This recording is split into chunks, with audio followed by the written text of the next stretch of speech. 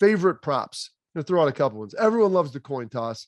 FanDuel site, you can go there, take a look at some, about minus 104 on each side, heads and tails. I always bet heads, but it's a fun thing to do to be able to throw out that out there.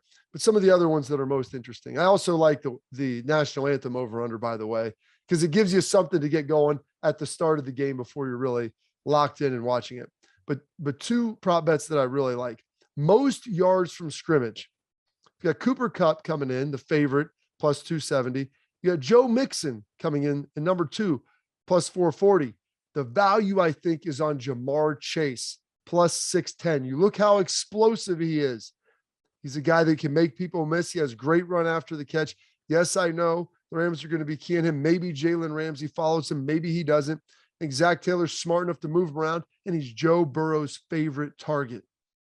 So if you want something with a little bit of value, whet your palate there. I like Jamar Chase, plus 610. I think that's the best value you're going to find on the board. Another one, both teams having a lead in the second half. Yes is the dog at plus 158. No is not. I think it's minus 194. I think this is going to be a back and forth game. I think it's going to be a great game. And because of that, I'm going to say both teams have the lead in the second half. The odds are, I think, basically the same for the first. You can even go in on that. But I think there's going to be some lead changes. You look at how these teams have played in the playoffs. Both of them have come back. They've scored. They can score in bunches. Their defense can get some big stops there. I like both teams having that lead in the second half. And then the last piece, and most importantly for the Super Bowl, heat advisory in Los Angeles, 87 degrees. What does that mean? That Super Bowl, the stadium there, SoFi, it's not enclosed. So it's not fully acclimatized and climate controlled. And so it's going to be hot, and there's not going to be a lot of air movement out there.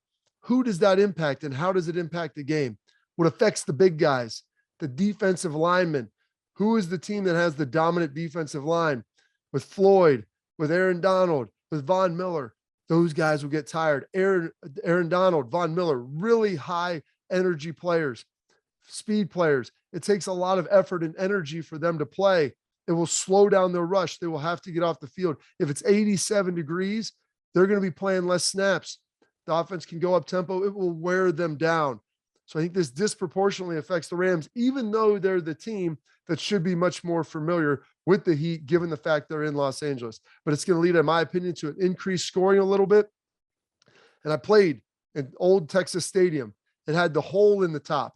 That thing felt like a hot air balloon when it was 85 to 90 degrees. There's no air movement. It's sweaty. It will wear down the defense and impact them in an incredibly negative way. Advantage Cincinnati. It's going to hurt Aaron Donald in that pass rush because they're high energy guys, and it's a difficult position that requires a lot of juice to go play it.